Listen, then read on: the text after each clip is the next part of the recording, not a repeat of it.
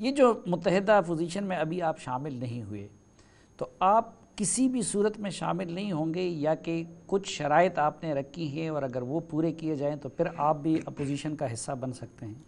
دیکھیے، اب تک ایوان میں یعنی قومی اسمبلی میں، سینٹ میں جب بھی کوئی ایسی بات آتی ہے جو عوام کے مفاد کا ہو، قانون سازی تو خیر ہوئی نہیں ہے، لیکن روز روز کوئی نہ کوئی مسئلہ، اس میں ہم اپوزیشن کا حصہ ہے، ہم اپوزیشن کے وہاں ساتھ دیتے ہیں، مل کر ہم بائیکاٹ کرتے ہیں، واک آؤٹ کرتے ہیں۔ لیکن جہاں تک ہم دیکھتے ہیں کہ ایک ایسا حرکت، ایک ایسی ایجیٹیشن یا ایک ایسی حرکت جس کے نتیجے میں دوبارہ وہ لوگ آ جائے جنہوں نے 70 سالوں سے ملک پر حکمرانی کی ہے، ہم اس کا حصہ نہیں بنیں گے، اس لیے کہ پی ٹی آئی بھی اسی نظام کا ایک حصہ ہے۔ اور اس میں کون ہے، اگر آپ ایک ایک کا نام لے لیں وقت زیادہ لگے گا، لیکن پیپل پارٹی کے لوگ ہیں، پرویز مشرف کے لوگ ہیں، مسلم لیگ کی لوگ ہیں، اور 70% آپ دیکھیں ان کے کیبنٹ میں بھی وہی لوگ شامل تھے۔ تو اس لیے موجودہ حکومت اور سابقہ حکمرانوں کے درمیان آپ کو کیا فرق نظر آتا ہے؟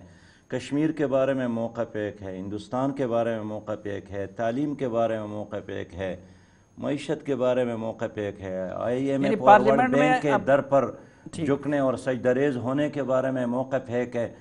تو ایک تسلسل ہے، اس لیے میں فرق نہیں سمجھتا ہوں کہ ان تینوں جماعتوں کے درمیان کوئی فرق یعنی ہے۔ پارلیمنٹ میں تو اپوزیشن کا ساتھ دیں گے، لیکن کسی بھی سٹیج پہ، قومی سطح پہ، باہر سڑکوں پہ اس اتحاد کا حصہ نہیں بنیں گے۔ میرے خیال میں دیکھیے، پارلیمنٹ کے اندر ایسے مسائل آتے ہیں، ایک مسئلہ پیش آیا کہ ایکسیڈنٹ کیوں ہوا ریلوے کا، اور اس پر اپوزیشن نے احتجاج کیا، ہمیں بھی اس پہ درد تھا، اس لیے اس پہ احتجاج اب کرنا جو ایک چاہیے تھا۔ امیجیٹ مسئلہ درپیش ہے وہ چیئرمین سینٹ کے خلاف عدم اعتماد کا ہے اور اس کی تبدیلی کا ہے۔ سنجرانی صاحب کو ہٹا کے ان کی جگہ حاصل بزنجو صاحب کو چیئرمین سینٹ بنانے کا ہے۔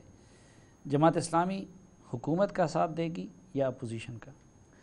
اس پہ ابھی ہمارے شورا کا اجلاس ہوا ہے اور ہم نے اس پہ ڈسکشن کی ہے، اور پھر شورا نے امیر جماعت کو یہ اختیار دیا ہے کہ آپ دیکھ لیں اور اس کے مطابق فیصلہ کر لیں۔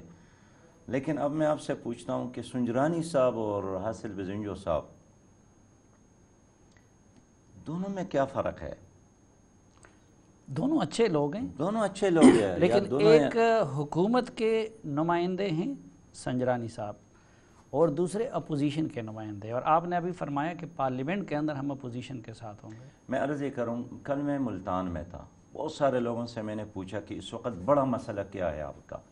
ہر آدمی نے کہا کہ میرا بڑا مسئلہ مہنگائی ہے، آٹا ہے، چینی ہے، دال ہے، گھی ہے، بچوں کا فیس ہے، بجلی کا بل ادا کرنا ہے، گھر کا کرایہ ادا کرنا ہے، گیس کا کرایہ ادا کرنا ہے۔ یہ جو سینٹ کے اندر تبدیلی ہے، اس سے کوئی نظام میں تبدیلی آتی یا نہیں ہے، یہ بہت مائنر چیز ہے۔ اچھا، تو آج اس لیے میں سلیم بھائی، میں آپ نے پوچھا تو ہمارے ساتھ دونوں نے ابھی رابطہ کیا ہے، دونوں بات چیت کر رہے ہیں۔ پہلی بات تو یہ ہے کہ آخری وقت تک آپ کو پتہ ہی نہیں چلے گا کہ پارٹیاں کیا موقع پہ اختیار کرتی ہیں۔ ماضی میں بھی ہم نے دیکھا، آپ کو یاد ہوگا کہ جب سینٹ کا انتخاب ہو رہا تھا تو میری تجویز تھی کہ میاں رضا ربانی صاحب کو ایک متفقہ کینڈیڈیٹ کی طور پر سامنے لایا جائے، اس لیے کہ خود مسلم لیگ بھی اس کو ووٹ دینا چاہتے تھے، باقی جماعتوں کے لوگ بھی اس پر متفق تھے، اور پی ٹی آئی کے لوگ بھی اس کے مخالفت نہیں کر رہے تھے۔ لیکن خود پیپل پارٹی نے اپنے کارکن اور جالے کی بجائے ایک ایسے آدمی کو ووٹ دینا گوارا کیا، اور پھر حیران نہیں، یہ جس جگہ تک پہنچے یہ تو بہت زرداری صاحب اپنے دلچسپ ہاتھوں تھا۔ پہنچے۔ آپ اگر کہیں وہ ویڈیو نکالے دوبارہ دیکھے، وہ فلم بہت دلچسپ تھا کہ پیپل پارٹی اور پی ٹی آئی کے لوگ ایک قطار میں ایک دوسرے کی پیچھے کھڑے ہیں اور سنجرانی صاحب کو ووٹ دیتے۔ آج تک ہمیں معلوم نہیں ہو سکا کہ پیپل پارٹی نے کیوں ان کو ووٹ دیا، نہ معاہدہ سامنے آیا، نہ وہ راز ہمیں معلوم ہوا۔ پیپلز پارٹی، آج وہی پارٹی کہتے ہیں کہ نہیں، اب یہ آدمی نہیں ہونا چاہیے، اب یہ آدمی چاہیے۔ پیپلز پارٹی لاڈلا بننے کی کوشش کر رہی تھی، اپنے ان کیسز سے بچنا چاہتی تھی، اس کی خاطر زرداری صاحب نے یہ جو کچھ ان کے ساتھ ہو رہا ہے، یہ رستہ تو خود انہوں نے اپنے ہاتھوں اپنا ہموار کیا ہے۔ نون لیگ کے ساتھ جو کچھ ہو رہا ہے یہ ان کی گناہوں کا ثمرہ ہے۔ لیکن میں اس وقت یہ پوچھ رہا ہوں کہ ایک طرف حکومت اور حکومت مقتدر حلقے وہ سنجرانی صاحب کے پیچھے کھڑے ہیں، اور دوسری طرف ANP، مولانا فضل الرحمان، مسلم لیگ نون، پیپلز پارٹی، یہ سب حاصل بزنجو صاحب کے پاس کیا پڑے ہیں۔ امیری جماعت اسلامی کو اپنی شورا نے اختیار دیا ہے۔ یہ میں آپ کو بتاؤں گا انشاءاللہ جب وہ وقت، جب حشر کا دن آئے گا اس وقت دیکھا جائے گا۔ ابھی کافی دن ہیں اور ابھی سینٹ کے اجلاس بلانے کا تو اب تاریخ بھی کسی متعین بھی نہیں ہے۔ معاملے میں جماعت اسلامی اور امیر جماعت اسلامی لیڈنگ والا اور قیادت والا رول نہیں پلے اس کر میں رہے میں بس۔ لیڈنگ نہیں کر رہا ہوں کہ سنجرانی صاحب کا ساتھ دیا جائے یا حاصل بزنجو صاحب کا دیا جائے۔ اس میں اپنا فیصلہ سناؤں گا جب یہ مجھے اب پہلی بات تو یہ ہے کہ آخری وقت یہ ساری جماعتیں اپنے اپنے موقف کو اکثر چھوڑ آپ کے جاتے پاس ہیں۔ ایک یہ آپشن بھی ہے نا کہ آپ دونوں کو ایک جیسا سمجھتے ہیں تو آپ غیر جانبدار رہیں۔ نہیں، اگر میں یقینی طور پر دونوں کو ایک جیسا سمجھتا ہوں، لیکن اس وقت بھی اس تناؤ کے نتیجے میں، اس لڑائی اور جھگڑے کے نتیجے میں غریب آدمی کو کچھ نہیں مل رہا ہے۔ یہ ویسے ٹھیک ہے کچھ سنجرانی لوگوں صاحب کی سیٹسفیکشن کا سامان ضرور سنجرانی ہو صاحب رہا ہے۔ بہت زیادہ شریف اور فرینڈلی ہے۔ کون؟ سنجرانی صاحب۔ سنجرانی صاحب ایک یعنی اپنی ذات میں ایک بہت اچھے آدمی ہیں۔ میں نے 1 سال کے دوران، پہلے تو میں نہیں جانتا تھا، ٹھیک۔ اور حاصل بزنجو صاحب، ان کے نظریات سے اختلاف اپنی صحیح، بے شمار صحیح، لیکن اپنی ذات میں وہ بھی ایک شریف آدمی ہے۔ اب دیکھنا یہ ہے کہ ذات کا مسئلہ نہیں ہے، مسئلہ یہ ہے کہ وہ کیا نظام چاہتے ہیں، ان کا فلسفہ کیا ہے، ان کے آنے اور جانے سے فائدہ کس کو ہوگا اور کس کو نہیں اچھا، ہوگا۔ ایک تو عمل کا موقف ہے، یعنی عمل کے لیے انتخاب ہے، ایک ہوتا ہے رائے اور سیاسی فتویٰ۔ اب آگے مجھے آپ کا سیاسی فتویٰ چاہیے۔ احتساب جو عدالت کے جج ہے ارشد ملک کے معاملے سے متعلق اور نواز شریف کی سزا سے متعلق، ایک مریم نواز اور مسلم لیگ نون کا موقف ہے، دوسرا حکومت کا موقف ہے۔ مریم نواز کہتی ہے جج کو بلیک میل کر کے ان سے نواز شریف کے خلاف فیصلہ لیا گیا ہے۔ حکومت کہتی ہے مسلم لیگ نون نے جج کو بلیک میل کیا ہے۔ آپ کیا سمجھتے ہیں؟ دیکھیے، یا دونوں سچ بولتے ہیں یا دونوں جھوٹ بولتے ہیں۔ میں نے پہلے دن یہی مطالبہ چیف جسٹس سے کیا تھا کہ اب آپ کے عدالتی نظام پر ایک دبا لگ گیا ہے، اور دبا بھی چھوٹا نہیں ہے، بہت بڑا ہے، ایک بہت بڑا سوالیہ نشان ہے۔